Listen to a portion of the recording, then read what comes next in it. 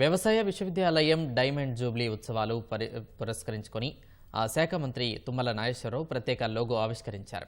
Saifabad home science కాలేజీలో ఏర్పాటు చేసిన కార్యక్రమంలో రాష్ట్ర ప్రణాళిక సంఘం ఉపాధ్యక్షుడు చిన్నారెడ్డి, రైతు సంక్షేమ commission chairman Kodandareddy, professor Jayashankar, Telangana వ్యవసాయ విశ్వవిద్యాలయం ఉపకులపతి ప్రొఫెసర్ అల్దాస్ జానయ్య, పలువురు అధ్యాపకులు, శాస్త్రవేత్తలు పాల్గొన్నారు. రాబోయే రోజుల్లో ప్రొఫెసర్ జయశంకర్ విశ్వవిద్యాలయం అగ్రస్థానంలో ఉండాలని ఆకాంక్షించిన మంత్రి తుమ్మల డైమండ్ జూబ్లీ ఉత్సవాలు ఒక బెంచ్ మార్క్ కావాలన్నారు. దేశంలో రాజేంద్ర నగర్ యూనివర్సిటీకి, వ్యవసాయ యూనివర్సిటీకి, విశ్వవిద్యాలయానికి మనమే నెంబర్ 1గా ఉండాలి. ఎన్ని యూనివర్సిటీలు ఉన్నా ఆ స్థాయికి తీసుకెళ్లేదానికి ఈ యొక్క డైమండ్ జూబ్లీ ఉత్సవం ఒక బెంచ్ మార్క్ కావాలి.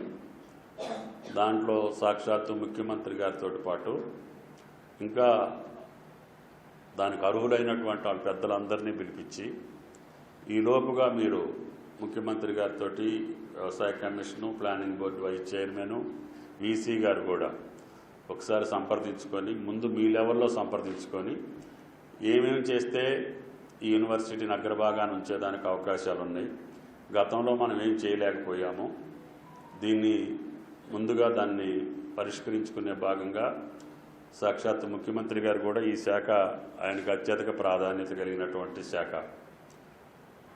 ఈ రాష్ట్రం వ్యవసాయ రంగం తర్వాత విద్యా వైద్య రంగాలకి అధిక ప్రాధాన్యతనిచ్చి ముందుకెళ్లాలని బడ్జెట్లో కూడా మీరు చూశారు.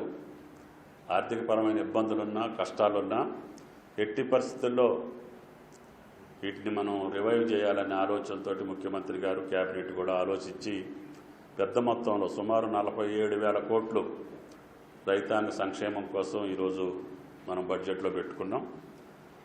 ఆ యొక్క కార్యక్రమాలు నడుస్తున్నాయి. రేపు 30వ తారీఖును కూడా రైతు అవగాహన సదస్సు మహబూబ్నగర్లో ఏర్పాటు చేసుకుంటున్నాం.